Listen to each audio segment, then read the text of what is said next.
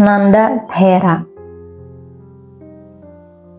Khotbah ini disampaikan oleh Sang Buddha ketika sedang berdiam di Jetavana tentang Yang Mulia Nanda. Kisah Nanda tidak berkehendak menjadi bikhu. Setelah Sang Buddha memutar roda dhamma, beliau pergi ke Raja Gaha dan menetap di Weluwana. Lalu ayah beliau, Raja Sudhodana, mengutus 10 wakilnya untuk menemui beliau. Masing-masing wakilnya memiliki 1000 pengikut. Raja berkata kepada mereka, "Bawa putra saya ke sini dan suruh ia menghadap saya." Setelah 9 wakilnya pergi ke sana, mereka lalu mencapai tingkat kesucian arahat dan tidak kembali lagi. Kala Udayi, Thera juga pergi ke sana dan mencapai tingkat kesucian arahat. Dan mengetahui bahwa sudah waktunya bagi Sang Buddha untuk pergi. Ia mengungkapkan keindahan alam selama perjalanan dan membawa Sang Buddha beserta 20.000 arahat menuju Kapilapura. Dan di sana Sang Buddha didampingi oleh kerabatnya, diguyur hujan ketika memberikan wejangan. Lalu beliau menceritakan kisah Vesantara Jataka. Keesokan harinya beliau memasuki kota untuk meminta dana.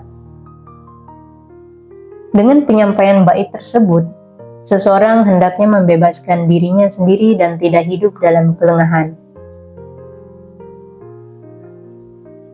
Ayah beliau mencapai tingkat kesucian Sotapanna, dan setelah penyampaian bait tersebut, seseorang hendaknya hidup dalam kebenaran.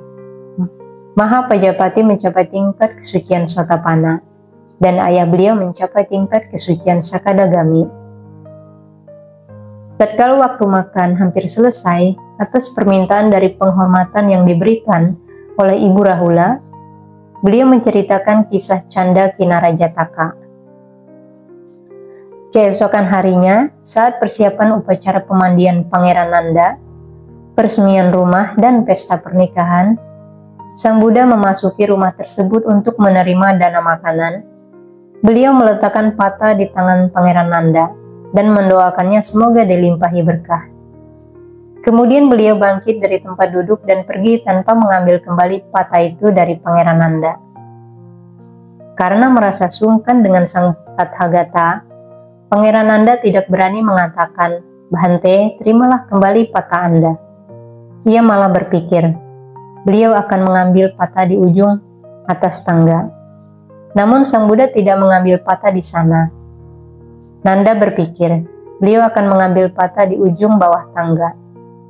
Namun Sang Buddha juga tidak mengambil patah di sana. Nanda berpikir, beliau akan mengambil patah di halaman istana. Namun Sang Buddha masih juga tidak mengambil patah di sana. Pangeran Nanda sangat berkeinginan untuk kembali ke tempat pengantin wanitanya dan mengikuti Sang Buddha secara terpaksa.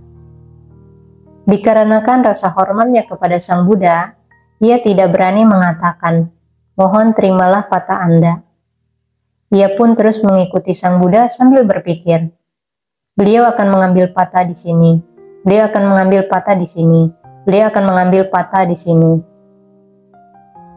Pada saat itu mereka berkata kepada pengantin wanitanya, "Jana-pada Kalayani, Nyonya, Sang Bhagawa telah membawa pergi Pangeran Nanda. Ia sengaja meninggalkan Anda." Kemudian Jana-pada Kalyani dengan bercucuran air mata dan rambut terurai mengejar Pangeran Nanda secepat kemampuannya dan berkata kepadanya, "Tuanku, mohon segeralah kembali." Perkataannya membuat hati Nanda tergoyahkan. Namun Sang Buddha tanpa mengambil patah membawanya ke wihara dan berkata kepadanya, "Nanda, apakah kamu hendak menjadi seorang bikhu?" Karena Pangeran Nanda sangat menghormati Sang Buddha, ia tidak mengatakan, "Saya tidak ingin menjadi seorang bikhu," melainkan berkata, "Ya, saya ingin menjadi seorang bikhu."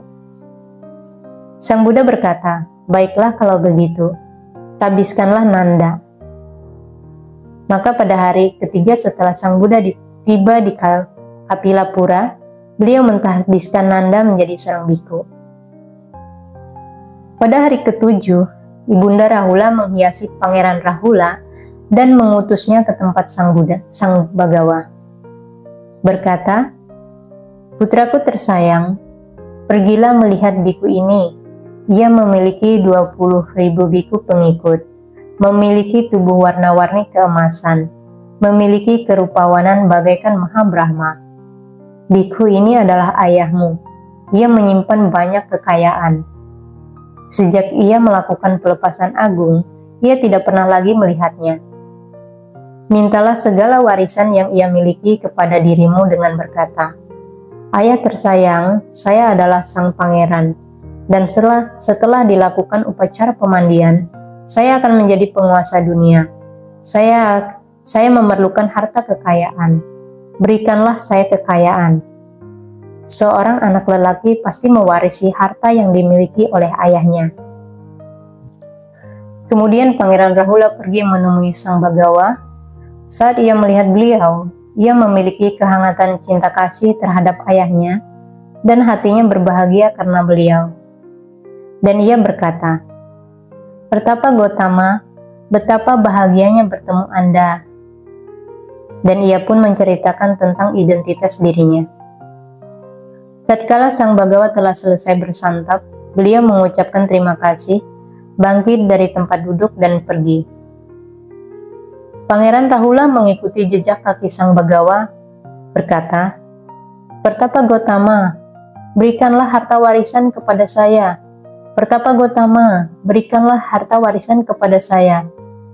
Sang Bagawa tidak mengusir pangeran, bahkan para umat pun tidak mampu menghalangi pangeran untuk ikut mendampingi Sang Bagawa. Dengan cara inilah, pangeran ikut mendampingi Sang Bagawa. Kemudian pikiran tersebut muncul dalam benak Sang Bagawa. Pemuda ini mencari harta warisan. Bila dihiraukan, ia akan mengganggu selama perjalanan. Lihatlah, saya menganugerahkan 7 warisan agung yang saya terima di bawah pohon Bodhi. Saya akan mewariskan kekayaan yang melebihi kekayaan duniawi ini kepadanya. Kemudian Sang Bagawa berkata kepada Sariputa Thera, "Baiklah kalau begitu Sariputa, habiskan Pangeran Rahula menjadi Samanera." Kemudian Pangeran Rahula telah diterima menjadi Samanera. Raja Sudhodana diliputi dengan kesedihan. Karena tidak mampu menahan kesedihannya, ia memberitahukannya kepada Sang Bagawa dan meminta kepada beliau, "Bhante, akan lebih baik jika para biku tidak menerima para pemuda manapun menjadi samanera ataupun anggota sangha tanpa izin dari kedua orang tua mereka." Sang Bagawa menyetujui permintaannya. Pada suatu hari, Sang Bagawa sedang duduk di istana kerajaan setelah selesai sarapan. Raja duduk di satu sisi dengan penuh hormat dan berkata kepada Sang Bagawa, "Bhante, ketika Anda sedang melakukan latihan keras, sesosok dewa menghampiri saya dan berkata kepada saya, 'Putramu telah meninggal.' Namun saya menolak untuk mempercayainya dan menjawab, 'Putraku tidak akan meninggal sebelum ia mencapai pencerahan.' Sang Bagawa mengatakan, 'Kini apakah Anda mempercayainya?' Pada sebuah kehidupan lampau, sesosok dewa juga menampakkan dirinya dan berkata kepada Anda, 'Putramu telah meninggal.' Anda juga tidak mempercayainya." Dan mengenai kejadian ini, beliau menceritakan kisah Maha Dhammapala Jataka. Pada akhir penyampaian kisah tersebut, Raja Sudhodana mencapai tingkat kesucian anagami. Kisah Nanda dan para bidadari surgawi. Tatkala Sang Bagawa telah membuat ayah beliau mencapai tingkat kesucian anagami, beliau kembali lagi ke Raja Gaha didampingi oleh para biku. Beliau telah berjanji dengan Anathapindika untuk mengunjungi Sawathi. Tak lama berselang, setelah wihara Jetavana telah selesai dibangun, beliau diberitahukan tentang selesainya pembangunan wihara tersebut. Beliau lalu pergi ke Jetavana dan menetap di sana. Ketika Sang Buddha telah menetap di sana, Yang Mulia Nanda mengungkapkan rasa ketidakpuasannya kepada para biku. Para biku, saya merasa tidak puas. Kini saya tengah menjalankan kehidupan suci, tetapi saya tidak dapat bertahan lama untuk menjalankannya. Saya hendak melepas sila dan kembali menjalani kehidupan rumah tangga. Sang Bagawa mendengar hal tersebut, memanggil Yang Mulia Nanda dan berkata kepadanya, "Nanda, apakah benar kamu berkata seperti ini kepada para biku?" "Para biku, saya merasa tidak puas. Kini saya tengah menjalankan kehidupan suci, tetapi saya tidak dapat bertahan lama untuk menjalankannya. Saya hendak melepas sila dan kembali menjalani kehidupan rumah tangga." "Itu benar, Bhante. Tapi Nanda, mengapa kini kamu merasa tidak puas menjalani kehidupan suci? Mengapa kamu tidak dapat bertahan lama menjalani kehidupan suci? Mengapa kamu hendak melepas sila dan kembali menjalani kehidupan rumah tangga?" "Bhante, ketika saya meninggalkan rumah, istri saya, Jana Pada Kalyani, berkata kepada saya dengan rambut yang terurai, 'Tuan, mohon segeralah kembali.' Bhante, karena teringat dengan dirinya, saya merasa tidak puas dengan kehidupan suci yang tengah saya jalani. Saya menjadi ingin melepas sila dan kembali menjalani kehidupan rumah tangga." Kemudian Sang Bagawa memegang tangan Yang Mulia Nanda, dengan kekuatan adidaya beliau membawanya menuju surga Tawatingsa. Dalam perjalanan, beliau menunjukkan sebuah ladang yang terbakar kepada Yang Mulia Nanda. Seekor kera rakus sedang duduk di sebuah ranting pohon. Kedua telinga, hidung, dan ekor kera itu terbakar di lalap api. Tatkala mereka tiba di surga Tawatingsa, beliau menunjukkan kepadanya 500 bidadari berkaki merah jambu yang melayani Saka, Raja para Dewa. Dan ketika Sang Bagawa telah menunjukkan dua hal tersebut kepada Yang Mulia Nanda, beliau bertanya kepadanya, "Nanda, manakah menurutmu yang lebih cantik dan rupawan, istrimu Jana Pada Kalyani atau 500 bidadari berkaki merah jambu ini?" "Bhante," jawab Nanda, "Jana Pada Kalyani memang lebih cantik daripada kera rakus yang kehilangan kedua mata, telinga, dan ekornya itu. Bhante, ke-500 bidadari berkaki merah jambu ini jauh lebih cantik daripada Jana Pada Kalyani. Istri saya tidak ada apa-apanya dibandingkan para bidadari ini. Kecantikannya tidak sampai seperbagian pun dari mereka. Bahkan tidak sampai 100 bagian dari mereka. Ke-500 bidadari berkaki merah jambu ini jauh lebih cantik dan rupawan." "Bergembiralah Nanda," jawab Sang Bagawa. "Saya menjamin bahwa kamu akan mendapatkan 500 bidadari berkaki merah jambu ini." Yang Mulia Nanda berkata, "Bhante, jika Anda telah menjamin bahwa saya akan mendapatkan ke-500 bidadari berkaki merah jambu ini, maka saya harus menjalani kehidupan suci dengan senang hati." Kemudian Sang Bagawa membawa Yang Mulia Nanda pergi dari surga Tawatingsa dan kembali ke Jetawana. Tak lama berselang, para biku mendengar kabar itu. Tampaknya Yang Mulia Nanda, sepupu dari Sang Bagawa, menjalani kehidupan suci karena ingin mendapatkan para bidadari surgawi. Tampaknya Sang Bagawa menjamin bahwa ia akan mendapatkan 500 bidadari berkaki merah jambu itu. Sebagai akibatnya, para biku menganggap Yang Mulia Nanda sebagai orang bayaran yang melakukan sesuatu dengan mengharapkan balas jasa. Dan mereka berkata kepadanya, "Tampaknya Yang Mulia Nanda seperti orang bayaran yang melakukan sesuatu dengan mengharapkan balas jasa. Tampaknya Yang Mulia Nanda menjalani kehidupan suci karena ingin mendapatkan para bidadari surgawi. Tampaknya Sang Bagawa menjamin bahwa ia akan mendapatkan ke-500 bidadari berkaki merah jambu itu." Walaupun Yang Mulia Nanda dipandang rendah oleh para biku dengan mempermalukan dan menyebut dirinya sebagai orang bayaran yang mengharapkan imbalan, ia tetap hidup dalam keheningan, jauh dari keduniawian dan kelengahan, gigih, berpendirian teguh, hingga dalam waktu singkat ia mencapai kebijaksanaan, kesadaran, dan ketidakmelekatan terhadap kehidupan rumah tangga. Demikianlah yang diketahuinya. Inilah akhir dari kelahiran. Kehidupan ini adalah kehidupan suci. Tugas telah diselesaikan. Saya tidak akan terlahir lagi di dunia ini. Dan Biku Tera ini pun mencapai tingkat kesucian arahat. Pada malam harinya, sesosok dewa yang mendatangi Sang Buddha menyinari seluruh Jetavana. Ia memberi penghormatan kepada Sang Buddha, lalu berkata kepada beliau, "Bhante, sepupu Anda yang mulia Nanda, dengan memusnahkan kekotoran batin di kehidupan ini, ia mencapai kebijaksanaan, kesadaran, ketidakmelekatan terhadap kekotoran batin, kejernihan hati, dan kejernihan pikiran." Dan pikiran tersebut juga muncul dalam benak Sang Bagawa. Dengan memusnahkan kekotoran batin di kehidupan ini, Nanda mencapai kebijaksanaan, kesadaran, ketidakmelekatan terhadap kekotoran batin, kejernihan hati, dan kejernihan pikiran. Pada malam yang sama, Yang Mulia Nanda juga menghampiri Sang Bagawa, memberi penghormatan kepada beliau dan berkata seperti berikut, "Bhante, saya tidak memberlakukan lagi kesepakatan dengan Anda.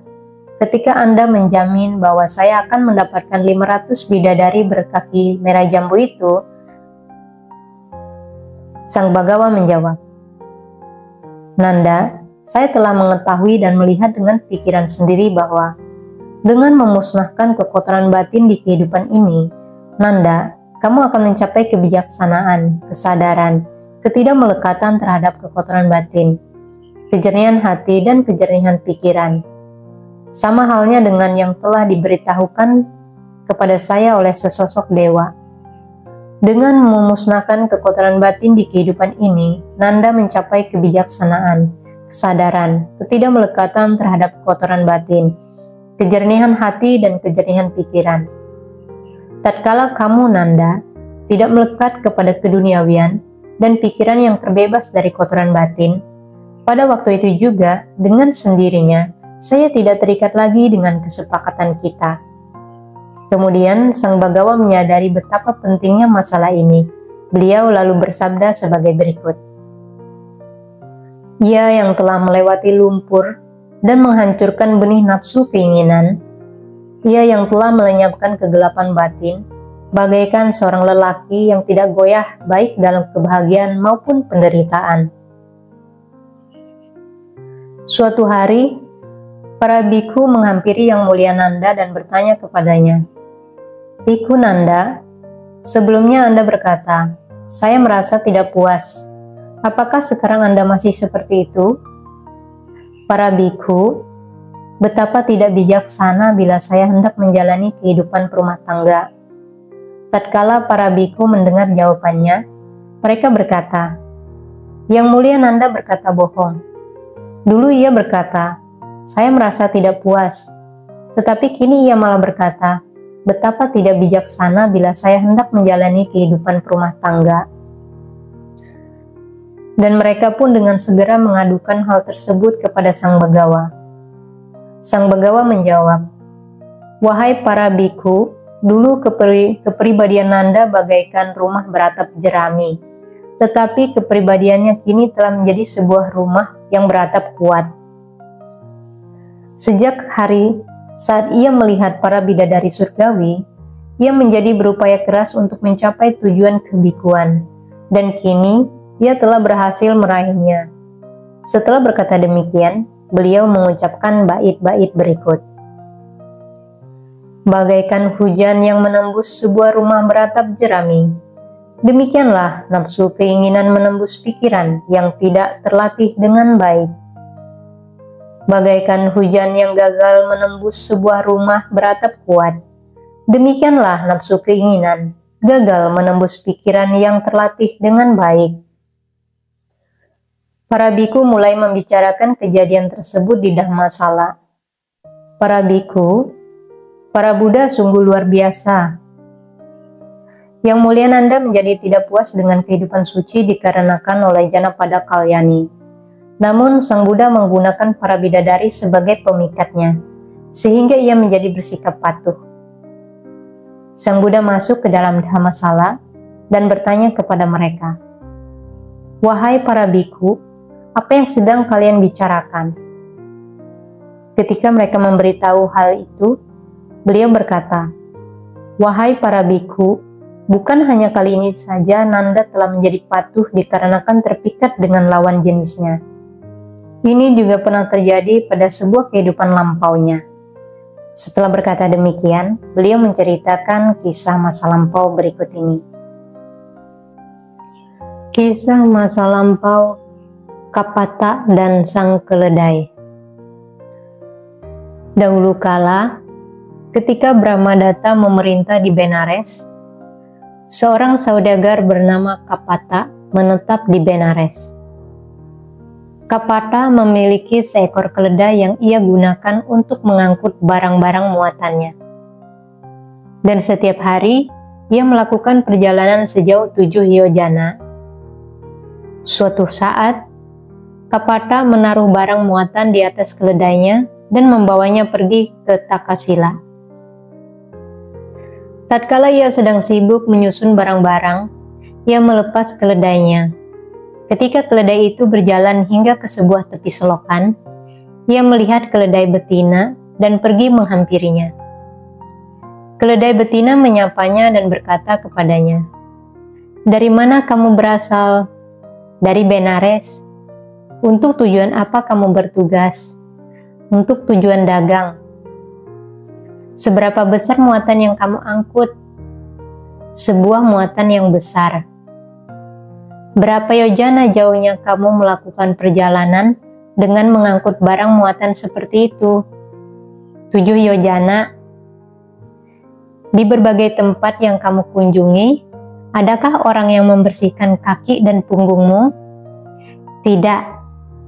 "Kalau begitu, kamu pasti mengalami kesusahan." Tentu saja, hewan-hewan tidak mempunyai seorang pun yang menggosoki kaki dan punggung mereka. Keledai betina berkata demikian hanya untuk menumbuhkan rasa cinta di antara mereka. Akibat dari ucapan keledai betina, keledai tersebut merasa tidak puas. Setelah saudagar itu selesai menyusun barang-barangnya, ia memanggil keledai untuk kembali dan berkata kepadanya, "Kembalilah, keledaiku, mari berangkat." "Pergi saja sendiri, saya tidak akan pergi." Berulang kali saudagar dengan nada halus mencoba membujuknya untuk pergi, namun keledai tetap saja tidak ingin pergi. Ia pun mengungkapkan kemarahannya kepada keledainya itu. Pada akhirnya ia berpikir, "Saya tahu caranya agar ia mau berangkat." Dan ia pun mengucapkan bait berikut ini. "Saya akan membuat sebuah tombak untukmu. Dengan garu sebesar 16 inci, saya akan mencabik-cabik tubuhmu. Ketahuilah itu, keledaiku." Tatkala keledai mendengarnya, ia berkata, "Kalau begitu, saya juga akan melakukan sesuatu terhadap dirimu." Setelah berkata demikian, ia mengucapkan bait berikut ini. "Engkau katakan bahwa engkau akan membuatkan sebuah tombak untukku dengan garu sebesar 16 inci. Baiklah, kalau begitu, aku akan melentangkan kaki bagian depan dan terbang dengan kaki belakang. Lalu akan kutendang gigimu. Ketahuilah itu, Kapata." Tatkala saudagar mendengarnya, ia berpikir, mengapa ia berkata demikian? Saudagar melihat ke kiri dan ke kanan, hingga akhirnya ia melihat seekor keledai betina. "Ah," saudagar berpikir, "ia pasti telah mengajarkan siasat kepada keledaiku. Saya akan mengatakan kepada keledaiku, saya akan membawakan seorang teman wanita seperti keledai betina itu untukmu." Demikianlah dengan menggunakan lawan jenisnya sebagai pemikat, saya akan membuatnya berangkat. Maka ia pun mengucapkan bait berikut. Seekor betina berkaki 4, dengan segala kecantikan seperti permata. Saya akan bawakan dirinya untuk dijadikan teman wanitamu. Ketahuilah hal itu, keledaiku. Tatkala keledai mendengarnya, hatinya merasa riang gembira, dan ia menjawabnya dengan bait berikut ini. Jadi, seekor betina berkaki 4, dengan segala kecantikan seperti permata. Kamu akan bawakan dirinya untuk dijadikan teman wanitaku. Kalau begitu, Kapata, mengingat selama ini saya berjalan sejauh 7 yojana sehari, mulai sekarang saya akan berjalan sejauh 14 yojana sehari. Baiklah kalau begitu, kata Kapata, kemarilah. Dan keledai pun ikut bersamanya. Ia pergi kembali ke tempat di mana ia meninggalkan gerbong keretanya. Beberapa hari kemudian, keledai berkata kepadanya, "Bukankah engkau berkata bahwa Anda akan membawa seorang teman wanita?" Saudagar menjawab, "Ya, saya telah mengatakannya, dan saya pasti akan menepati janji. Saya akan membawakanmu seekor teman wanita. Namun saya hanya akan memberi makanan untukmu sendiri. Mungkin makanan itu tidak akan cukup untuk kamu dan betina itu. Tetapi itu semua tergantung padamu. Setelah kalian berdua hidup bersama, anak keledai kalian akan lahir. Makanan yang saya berikan mungkin tidak cukup untukmu, betinamu, dan juga untuk anakmu. Tetapi itu semua tergantung padamu." Saat saudagar berkata seperti demikian, keledai menjadi hilang keinginannya. Tatkala Sang Buddha mengakhiri khotbah, beliau menceritakan bahwa pada waktu itu, keledai wanita adalah Janapada Kalyani, keledai jantan adalah Nanda, dan saudagar kaya adalah saya sendiri. Pada masa lampau juga, Nanda bersikap patuh karena terpikat oleh lawan jenisnya.